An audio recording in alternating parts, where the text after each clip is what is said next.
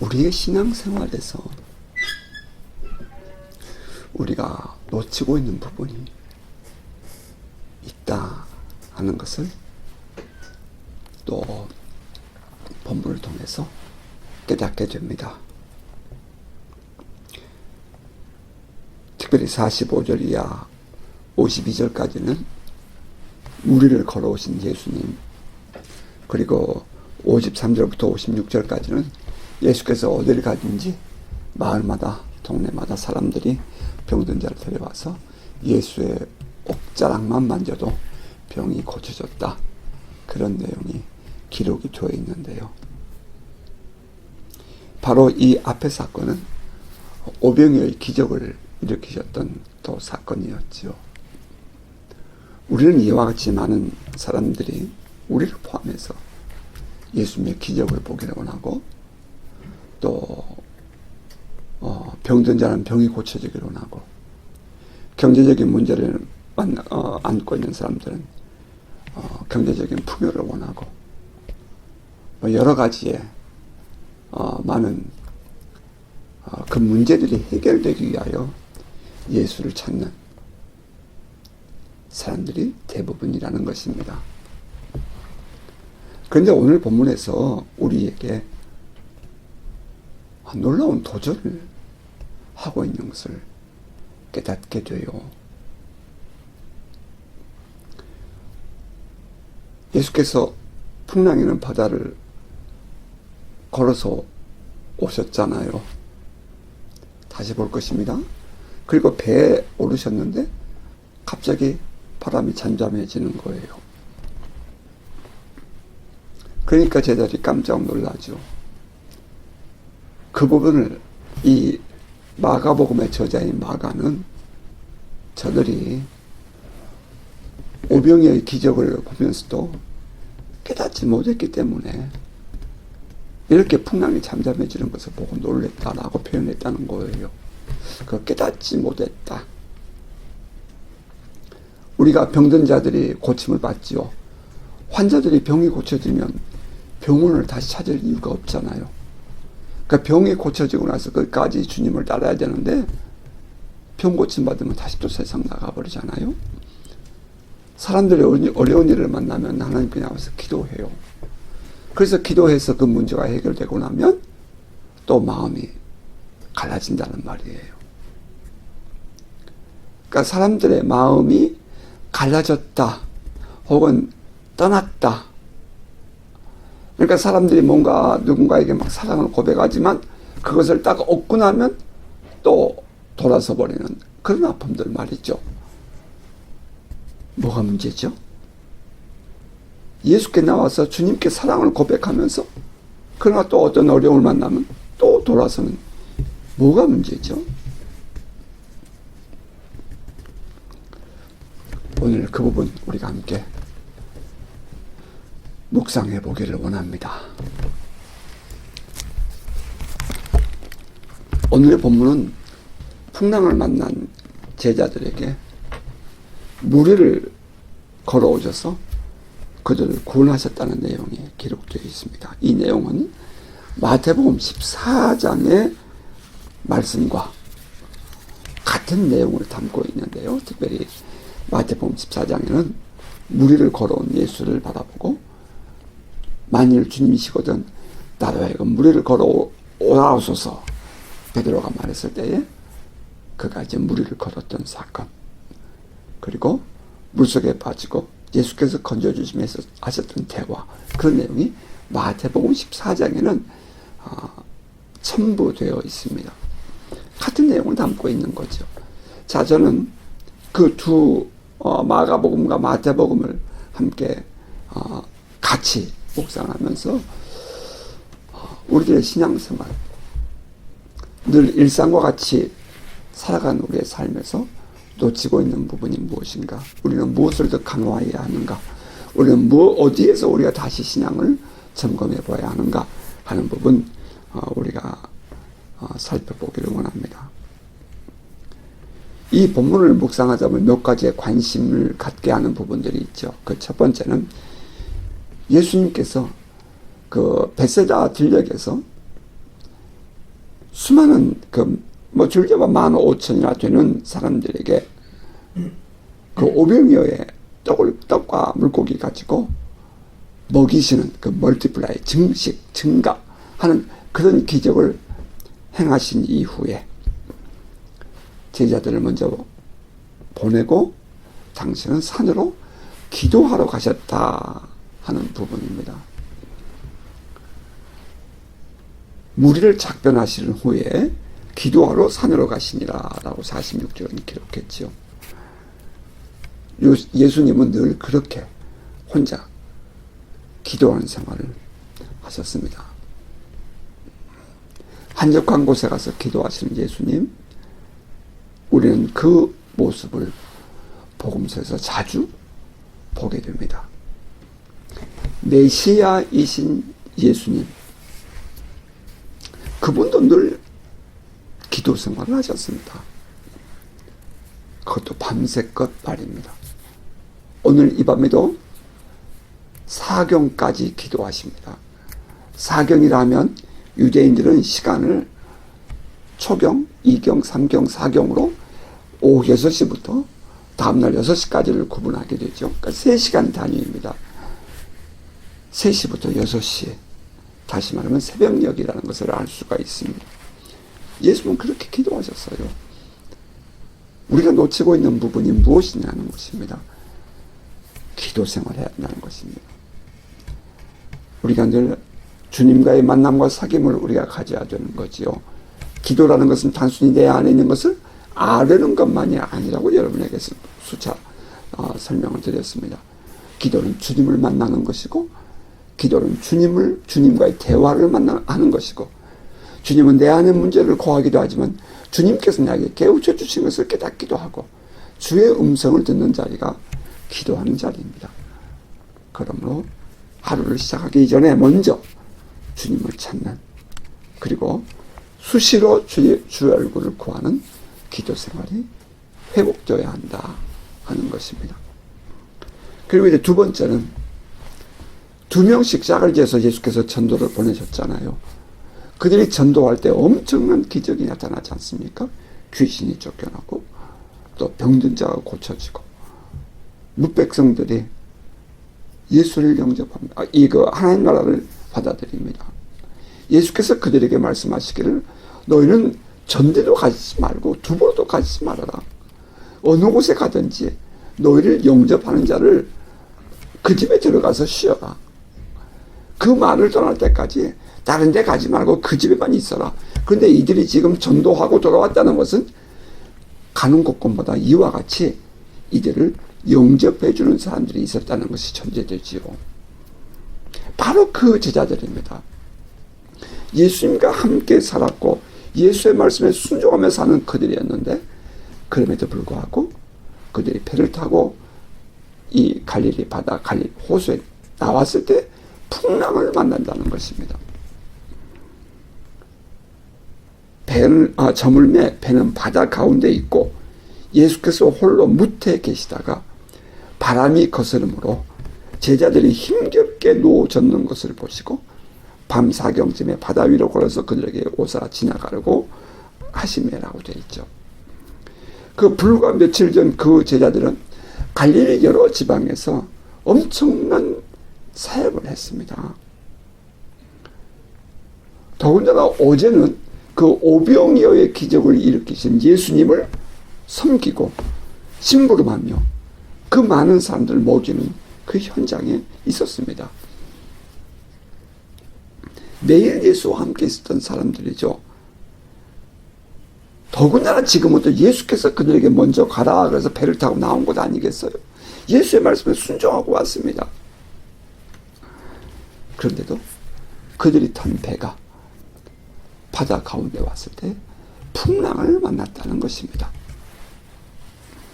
이런 질문이 날 만나죠. 풍랑도 잔잔케 하시는 분이 예수님이신데 처음부터 풍랑이 일어나지 않게 하실 수 있지 않았을까? 그런 질문입니다. 예수의 말씀에 순종했는데 왜 제자들은 풍랑을 만나는가? 말씀에 순종하면 풍랑이 없어야 할 것 아닌가? 우리들이 갖는 질문이죠, 종종. 내가 말씀에 순종했는데 왜 우리는 어려운 일을 겪습니까? 왜 우리는 이 고난을 겪습니까? 나는 그때 분명히 주님의 뜻이라고 난 믿었는데, 주님께서 나에게 말씀하셨다고 확신하는데, 그때 내가 실수한 것인가? 뭐 별별 생각이 다 들 수 있겠죠. 사랑하는 제자들을 보내놓고 왜 예수님은 그들의 앞길을 평탄하게 해주지 않으셨을까? 뭐 여러 가지 질문들이 나올 만도 해요. 그런데 우리가 여기서 깨닫게 되는 것은 예수를 믿는 신앙을 가져도 우리의 인생의 풍랑은 멈추지 않는다는 것입니다. 이제 이게 우리의 눈을 바꾸어 주는 거죠. 우리가 성경을 읽으면 사도 바울 말이죠. 예수 그리스도의 복음을 전하잖아요. 자, 사람들에게 당하는 박해는 이해한다 하더라도 그가 이제 배를 타고 그 베니게로 옮기려 하다가 미항에서 페어헤이븐 미항에서 베니게로 가려다가 배가 딱 출발하는 순간 산 위에서 불어오는 유라굴로라는 광풍을 통해서 배가 쫙 밀려서 바다로 떠돌아다니게 되잖아요. 사도 바울이 탄 배도 풍랑을 만나서 배가 파손게 되잖아요. 그때 성경을 보면 사도 바울은 배가 가는 대로 두었다, 맡겼다, 하나님께 맡겼다라고 그렇게 표현을 해요. 예수를 믿고 복음을 전하던 수많은 사람도 질병과 고통 속에 고난을 당하고 또 죽었습니다. 예수를 믿기 때문에 모든 일이 잘 되고 평탄하고 풍요로워진 것 아닙니다. 예수 믿는 사람들도 전염병에 죽을 수 있고요. 또 사고로 어려운 일을 만날 수도 있어요. 제자들이 탄 배도 풍랑을 만났고 그 안에 있는 제자들은 힘겹게 노를 저어야 했습니다. 종종 초신자들이 아니 예수를 믿는데 왜 이러한 어려운 일이 생길 수 있느냐는 질문 충분히 이해는 됩니다. 그럼에도 불구하고 끝까지 믿음을 지키며 믿음으로 이겨내는 것, 이것이 우리에게 요구되는 신앙이라는 것입니다. 모든 것이 평탄하고 모든 것이 잘되고 내가 하나님께서 모든 길을 열어줬다. 할렐루야 아멘. 그리고 끝이 아니라는 거죠. 우리를 구원하신 주님은 우리가 이 세상 사는 동안에 그 모든 것들을 이기며 나아가도록 우리를 허락하셨다는 것입니다. 자, 그럼 이제 세 번째 우리가 또 깨닫게 되는 것은 우리에게 관심을 갖게 하는 것은 무리를 걸어오시는 그 예수님과 그 모습을 보고 유령이다 하고 소리를 지르며 불안해하는 그들에게 주께서 주시는 말씀입니다. 그러니까 예수님과 제자들의 대화 내용. 제자들이 그가 바다 위로 걸어오심을 보고 유령인가 하여 소리 지르니 그들이 다 예수를 보고 놀랍니다. 이 예수께서 곧 그들에게 말씀하여 이르시되 안심하라 내니 두려워하지 말라 하시고, 이 내용을 담고 있는 마태복음은 이렇게 기록합니다. 배가 이미 육지에서 수울이나 떠나서 바람이 거스름으로 물결로 말미암아 고난을 당하더라. 여러분, 예수의 말씀에 순종하고 왔지만 고난을 당하더라. 밤사경에 예수께서 바다 위로 걸어서 제자들에게 오시니 제자들이 그가 바다 위로 걸어오심을 보고 놀라 유령이라 하며 무서워하여 소리 지르거늘 예수께서 즉시 이르시되 안심하라 내니 두려워하지 말라. 이것은 이제 마가복음과 같은 내용이죠. 그런데 이 마태복음은 그 다음 절부터가 마가복음에 없는 내용입니다. 베드로가 대답하여 이르되 주여 만일 주님이시거든 나를 명하사 무리로 오라소서 하니 오라 하시니 베드로가 배에서 내려 물 위로 걸어서 예수께 가되 바람을 보고 무서워 빠져가는지라 소리질러 이르되 주여 나를 구원하소서 하니 예수께서 즉시 손을 내밀어 그를 붙잡으시며 이르시되 믿음이 적은 자여 왜 의심하였느냐 하시고라고 되어 있습니다. 우리가 우선 생각하게 되는 것은 제자들은 큰 풍랑으로 인해서 두려워하지 않았다는 사실입니다. 여러분 이 부분 좀 생각해 볼 필요가 있어요. 제자들은 풍랑을 만났을 때에 두려워하지 않아요. 본문을 보면 주님을 원망하지 않아요. 그들이 자기들이 가지고 있는 믿음에 대하여 회의를 느끼지 않아요. 그들이 두려워한 것은 무리를 걸어오시는 예수님을 보면서 유령인가 하고 생각했기 때문입니다. 풍랑에 대해서 그들은 노를 힘있게 저으며 이겨내려고 합니다. 생각해보면 우리가 만나는 여러 가지 우리의 삶의 문제에 대해서 우리도 어떻게든 이겨내려고 애를 쓰는 것이 사실이죠. 적어도 예수님은 그들에게 열심히 수고하는 것을 책망하지 않았다는 거예요.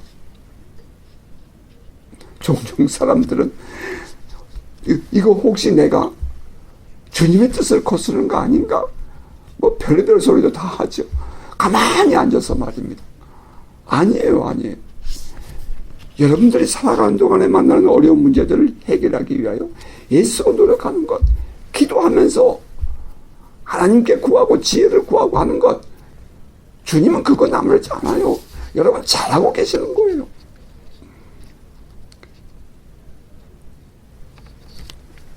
지금 이 제자들이 힘겹게 노를 젓고 있는 그 모습, 주님은 그에 대해서 그것에서 말씀하지 않으셨어요.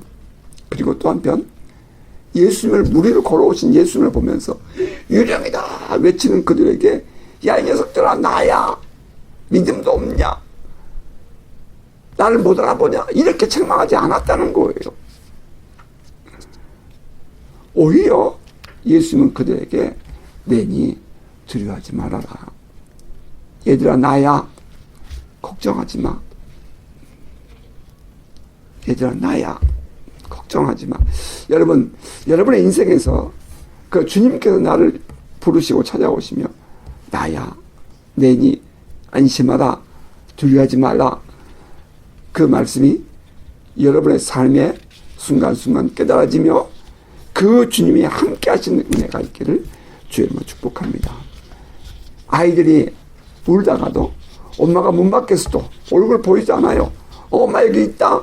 그러면 아이들이 멈추는 것처럼 말이죠. 우리가 외롭게 혼자가 아니라 우리 하나님이 나와 함께 계신다는 이 사실로 인해서 여러분이 힘을 얻고 소망을 얻고 용기를 다시 얻을 수 있는 은혜가 있기를 바랍니다. 그 주님이 인식되어지고 주님과의 친밀감이 더해지기를 주의 이름으로 축복합니다. 우리는 이 본문을 묵상하면서 제자들의 그 순간적으로 흔들리는 마음 상태를 보게 됩니다. 풍랑이 일고요. 풍랑을 이겨내려고 애를 쓰고요. 그리고 그 무리를 걸어오신 예수를 보면서 순간적으로 더 불안해하고 놀라하는 그런 제자들의 모습 말입니다. 그러니까 조그만 일을 이렇게 만나면 사람들 마음이 안정감을 일으켜주잖아요. 그래서 아무것도 아닌 일에 막 흥분하고 더 긴장하는 일들이 생기잖아요. 저는 이것을 흔들리는 믿음이라고 표현해도 좋을 듯 싶습니다. 이것을 일반적인 관점에서 우리가 간단하게 표현해보면 일반적으로 사람들은 어떤 일을 만났을 때 그것이 감당하기 어려우면 힘겨우면 그 문제 앞에서 좌절감을 느끼고 무력감을 갖게 된다는 거예요. 처음에는 쉽게 생각했다가도 시간이 지나고 텐션이 긴장이 고조되면 이제 무너져 버리는 거죠. 무력감을 느끼는 거예요. 좌절감을 느끼는 거죠. 할 수 없다. 안 된다. 이런 생각이 사로잡히게 되는 것입니다.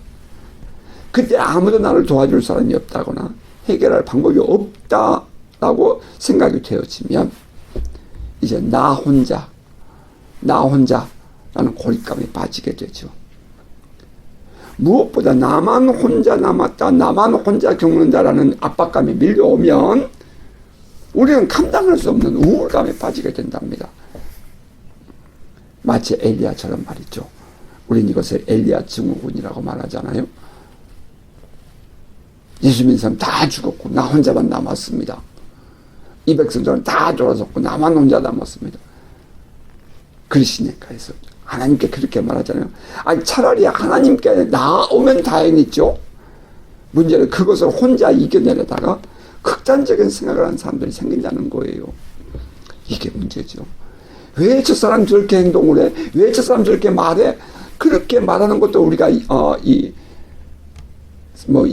이해는 됩니다. 하지만 그들에게 왜 하나님이 계신다는 사실이 그들에게 느껴지지 못하냔 말이에요. 그것을 전해주지 못하는 우리도 문제죠. 자, 이렇게 되면 이제 모든 사람은 안정감이 상실되는 그런 상황에 빠지게 됩니다. 외부적인 상황이 감당할 수 없을 때 사람들은 큰 고통을 받습니다. 이제 동시에 우리 안에 밀려오는 어려움은 우리의 자아상이 무너진다는 거예요. 자아상의 위협을 받습니다. 믿음도 흔들리고 그동안 내 안에 길러져 왔던 그 자신의 정체성도 무너져 버립니다.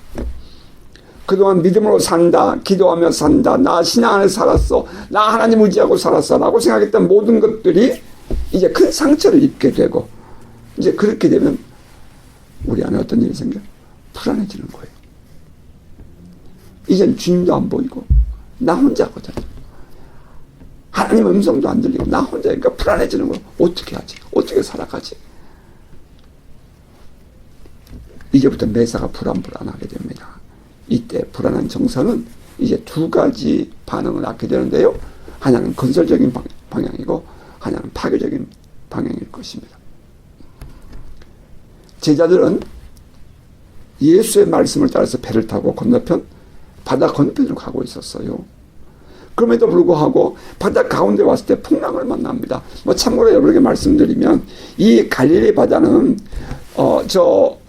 이 바다 가운데 들어가면 외부에서 위에서 북쪽에서 헐몬산 쪽에서부터 바라오는 바람이 강풍이 불어서 풍랑이 인다는 거예요.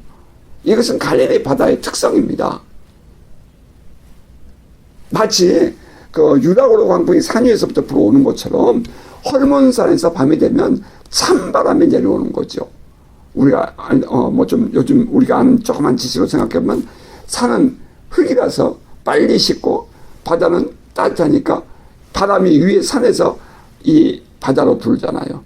이제 반대로 이 낮이 되면 땅이 빨리 온도가 올라가고 물이 천천히 가니까 찬 공기가 이 육지로 올라오는 거죠. 똑같은 그런 원리죠. 그러니까 이 갈릴리 바다는 이 새벽녘이 되면 산에서 헐몬산에서부터 불어오는 바람으로 말미암아 풍랑이 있는 것이 그것이 일반적인 상식이에요. 어떻든 간에 그 풍랑으로 인해서 지금 이들은 이겨내려고 열심을 내었습니다. 감당할 수 있었다면 다행이겠지요. 감당할 수 없게 되면 이제 여기서 위기가 오는 거죠. 바로 그때 예수님이 찾아오신 것입니다. 그들은 예수님을 보면서도 주님 오신다 이렇게 하는 게 아니라 유령이다 라고 소리를 지른다는 거예요. 이것은 안정감이 상실되고 그 자아상의 위협을 받아서 불안해하고 있는 제자들을 보여주는 것입니다. 이때 제자들의 상태, 어쩌면 불확실한 시대를 살아가는 오늘날 우리들의 모습이 아닌가 하는 것입니다. 평소에는 아무 일 없는 듯 생활하다가 어느 날 갑자기 닥친 위기 앞에서 불안해하고 어찌할 바를 몰라 하는 신앙인의 모습. 어쩌면 이것은 우리들의 모습일 수도 있다는 것입니다. 우리는 이때 두 가지 반응이 나올 수 있죠. 베드로처럼 성급한 마음에 나도 물 위로 오라고 하소서 하든지, 아니면 예수님을 조용히 기다리든지. 이제 그 베드로의 모습을 잠깐 살펴보면, 여러분, 물에 빠지는 것이 정상입니까? 물 위를 걷는 것이 정상입니까? 예수께서 오라 그러셔서 물 위로 내려가는데 물이 안 빠집니다. 발이 안 빠집니다. 몸이 안 빠집니다. 그래서 물 위를 걸었습니다. 물 위를 걷는 것이 정상입니까? 물에 빠지는 것이 정상입니까? 그가 순간 이제 물에 빠졌습니다. 물에 빠져서 help me 도와달라고 소리를 지릅니다. 그때 예수께서 손을 내밀어 그를 붙잡으시면서 이렇게 말씀하셨네요. 믿음이 적은 자여 왜 의심하였느냐. 아니 이것이 책망받을 일입니까? 아니 이것이 책망받을 일이냐고요, 주님. 그런데 주님은 그렇게 말씀하셨다는 거예요. 믿음이 적은 자요. 그러면 큰 믿음을 가지면 갈 수 있다는 얘기 아니겠어요? 살아있는 믿음을 가지면 우리는 놀라운 기적의 주인공의 삶을 살 수 있다는 말이잖아요. 여기서 우리에게 요구되는 신앙이 무엇입니까?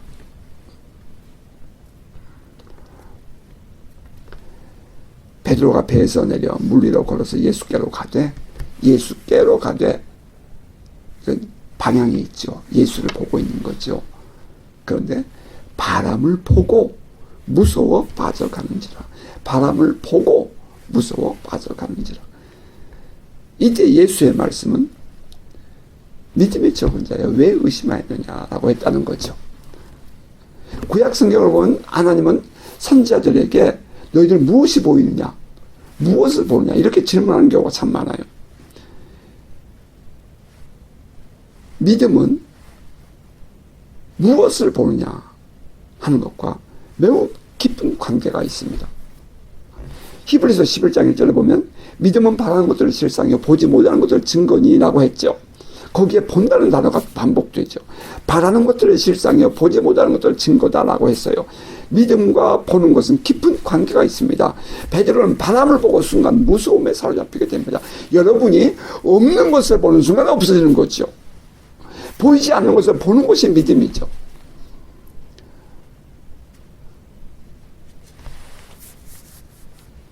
그런데 예수님은 그것을 무엇을 봤냐 이렇게 말하지 않고 왜 의심했느냐라고 했다는 거예요.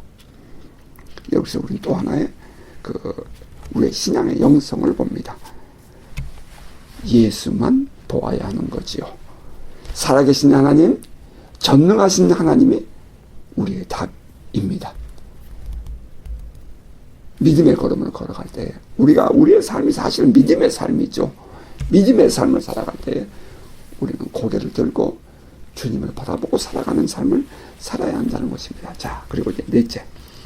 그리고 예수께서 배에 오르시니 바람이 그쳤습니다. 그 모습을 본 제자들은 또다시 놀라지요. 배에 올라 그들에게 가시니 바람이 그치는지라.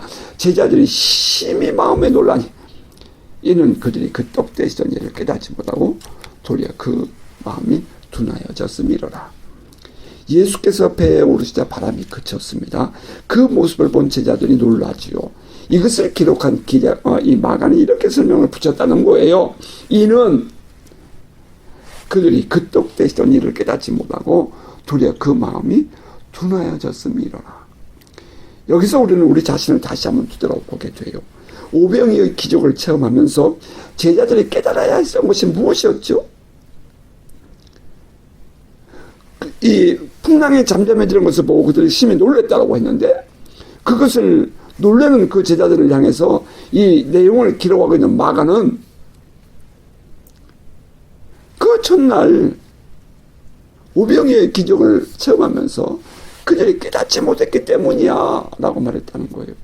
여러분, 병든 자가 우리 눈 앞에서 고쳐지고 트위스트된 손이 온전케 되어지고 안진뱅이가 일어난 일을 만나면 사람들 와, 베드로가 안진뱅이를 40년 전에 안진뱅이를 일으켰대. 사람들은 그것을 보러 가죠. 그때 이 베드로는 누구를 소개하죠? 예수를 소개하죠. 십자가에 죽었다가 부활하신 예수를 그들에게 메시아라고 소개합니다. 사람들은 병든 자가 고쳐 와, 임금각지에서 모두가 다 예수를 만나러 와서 예수 안에서 고침을 받았습니다. 그럼 끝이에요. 이게 문제죠. 무엇인가를 깨달았어야 된다는 거예요. 그것은 메시아이신 예수, 그리스도이신 예수와 그로 말미암아 드러난 하나님 하나님의 나라였다는 것입니다. 제자들은 예수를 통해서 드러나는 하나님의 나라를 경험하면서도 그것이 하나님의 나라라는 사실을 깨닫지도 못하는 거예요. 바로 예수가 그리스도라는 사실을 깨닫지 못해요. 여러분, 이 부분이 좀 놀라운 일인데요. 그들은 예수를 메시아라고 말했어요. 사마리아 여인도 메시아라고 고백했죠.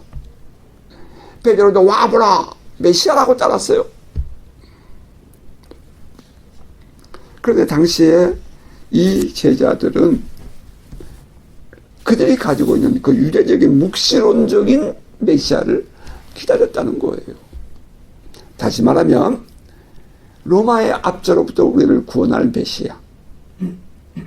그 당시에도 그 독립전쟁을 했던 사람들 향해요 메시아라고 부르기도 했다는 거죠. 이 예수께서 언젠가는 당신을 드러내셔서 우리 민족을 구원하시며 우리 민족을 저 로마의 압제로부터 건져주실 정치적인 지도자 혹은 독립운동의 지도자로 설 날을 그들은 기다리고 있었다는 거예요. 그러니까 예수님과 함께 살면서도 그 예수를 올바른 예수로 보지 못했다는 거죠. 이게 이제 아픔이에요. 우리가 경험하는 놀라운 이 하나님의 은혜를 체험하면서도 우리는 그 기적은 보지만 그 기적을 통해서 드러내고 싶어 하시는 하나님의 뜻을 보지 못한다는 거죠. 하나님의 음성을 들었대. 하나님의 놀라운 비밀을 보았대. 그래서 so what? 뭐 하나님의 꿈을 꾸게 하셨대. 그래서 so what? 그 뒤에 감춰진 하나님을 보지 못하는 이 안타까움. 이것이 오병이어의 기적을 체험하면서도 진정으로 그 예수를 나의 메시아, 그를 통해서 드러난 그 놀라운 기적을 보면서도 하나님의 나라의 실존을 보지 못했다는 거예요. 깨닫지 못했어요. 따라서 그들은 예수께서 무리를 걸어오신 것을 보면서도 예수라고 생각하지 못하고 유령이라고 소리를 쳤고, 또 무리를 걸어가던 베드로도 예수 바라보지 아니하고 주변 바라보다가 풍랑 바라보다가 바람 바라보다가 물에 빠졌고, 또 예수께서 배에 타심에 이 바람이 잠잠게 되어지는 것을 보면서 그들은 깜짝 놀라는 거예요. 어떻게 이런 일이? 오늘 우리의 삶을 돌아보세요. 하나님의 나라는 멀리 있는 것이 아니라 죽어서 가는 것이 아니라 하나님 나라는 오늘도 우리의 삶에 개입하시고 간섭하시고 드러나고 있다는 겁니다. 여러분, 이 살아계신 하나님이 여러분 안에서 인정되어지기를 바랍니다. 그들은 아직 예수께서 그토록 가르치고 싶어 하셨던 진정한 하나님 나라의 메시아와 그 하나님 나라를 깨닫지 못했기 때문에 그들은 이와 같은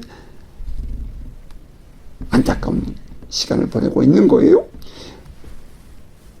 예수의 십자가와 부활 그리고 성령의 강림을 경험했던 마가였기 때문에 이제 그 마가는 제자들의 모습을 그렇게 설명을 하고 있는 거예요. 그들이 깨닫지 못했기 때문이다. 여러분, 성령을 받으셨습니까? 성령의 은혜를 여러분 믿으십니까? 하나님이 지금도 기적을 행하시며 하나님은 지금도 우리를 엄청난 시련에서 건져주시며 우리의 삶에 필요한 것들을 공급하시며 우리를 인도하시는 하나님인 것을 믿습니까? 그것이 진정으로 받아들이신다면 이것이야말로 하나님의 은혜고 하나님의 나라를 우리가 지금 살고 있는 것입니다. 그런데 사람들은 그것을 깨닫지 못하고 은혜 받다면서도 그걸 놓치고 있는 거예요. 그래서 뭐 경제가 좀 좋아지면 은혜 받았다. 뭐가 좀 문제가 잘 풀어지면 은혜 받았다. 아니 버스를 놓칠 뻔했는데 버스를 만났다. 그래서 은혜 받았다. 그 정도 수준에서 머물고 있단 말이죠. 깨닫지 못했기 때문입니다. 자, 우리의 삶에서 메시아이신 예수, 그리스도이신 예수, 그분이 보이기를 바라며 그분으로 인한 하나님 나라가 깨달아지기를 바랍니다. 하나님의 나라, 예수가 왕으로 다스리시는 그 나라를 살아가는 복된 성도가 되십시다. 말씀 뵙겠습니다. 이것이 오늘의 본문에서 우리에게 가르쳐 주고자 하는 복음입니다. 우리 예수 그리스도를 바라보며 흔들리지 않는 믿음으로 사는 복된 성도 되시기를 바라고요. 우리의 신앙의 근본은 예수와 함께하는 하나님 나라에 있음을 깨닫고 믿음 안에 살아가는 복된 성도 되시기를 주의 이름으로 축복합니다. 아멘.